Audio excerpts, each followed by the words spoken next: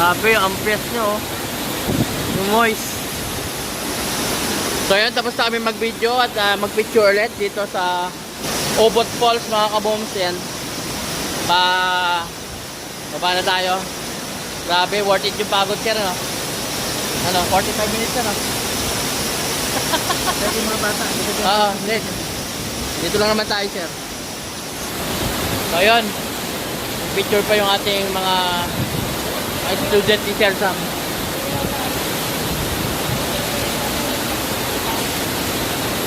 Yan, grabe. Ako'y pababa na mga kaboom. Baba din tour guide dito, 1:5. Ayan. Kung solo lamang kayo o couple lang kayo, pwede na kayong isang guide.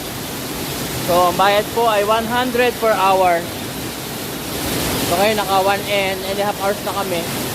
Bababa na kami. So, makaka-consume lang kami ng 2 hours. So, 200 ang bayad sa 2 oras. Ngayon, nasa maximum of 10 kami. So, 2 guide ang kinuha namin. Ayan. So, inuulit, bawal magdala ng pagkain dito sa taas. Mga tumbler lang po ang pwedeng dalhin para sa inyo pag kayo nauhaw.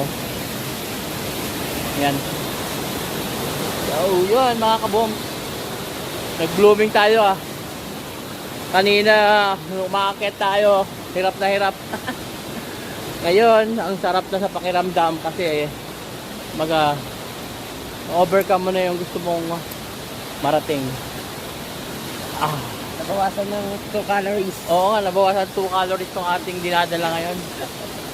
Ayan, meron tayong bagong bisita. Yun, welcome. 2 calories. Ayan. Grabe, enjoy. Enjoy po. Enjoy kayo. Ayan. Go! Woohoo! Sir, ano masasabi niyo, sir, sa ating Ayos. Obot Falls? Worth it. Maganda. Maganda talaga. Hindi sayang yung pagod bakit dito. Mag-enjoy. Ayun. Malamig pa. Malamig na.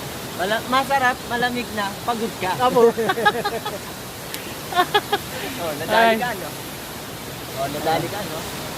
Nag-move on, kumain, napagod. Nag-udbot. Nag-ubot. Ayan. Ayan.